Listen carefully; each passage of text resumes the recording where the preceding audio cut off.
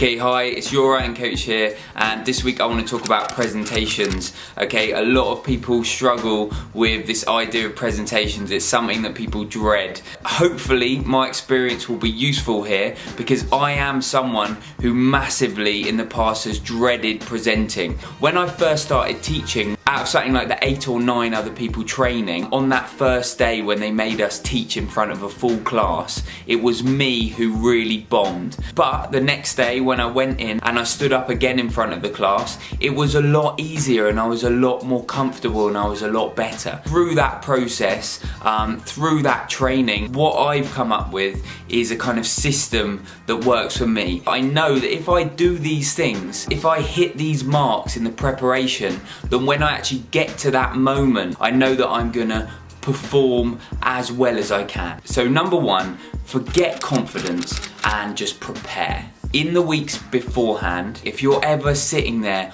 worrying about that moment, take that energy and use it to actually develop the content. Use it to actually productively practice. Practice reading the content. Record yourself and listen back to it. When we're talking about marked presentations, what people want to see is content, okay? Content is the only thing that matters. Confidence really does not matter. Being a bit nervous but presenting something that you've worked on will get you a good mark. What's a struggle for the audience is somebody who's actually too confident and hasn't done the preparation.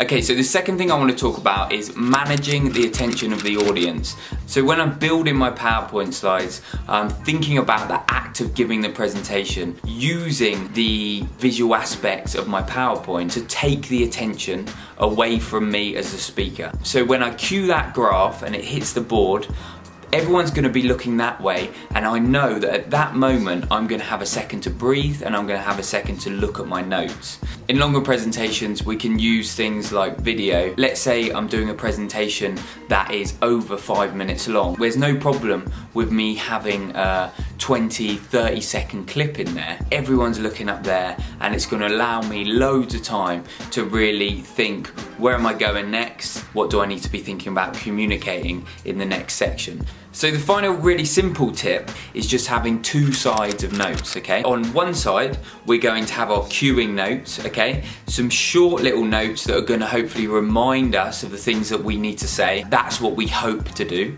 okay? That's on one side. And on the flip side, we have the safety net, okay? And the safety net is more of a written down prose style note that we can actually read if we need to. Obviously, we don't want to get to that stage where we're just standing there reading through our presentation. But it's not the end of the world. And it might be the situation that actually at the start, you have a look at the cueing note and it doesn't come to you, you're feeling a bit of the pressure. So you just start by reading a little bit and then you start looking up a bit more, you're feeling a bit more confident and you can go back to the cueing note. However you want to use that mix, it's the fact that you've got that safety net on the other side of the piece of paper just takes away some of that pressure. So that's it. I hope that was useful. Thanks a lot for watching. As I said last time, I'm looking to do some more of these short video tutorials talking about different areas of academic practice. If you have any ideas for things that you want me to talk about,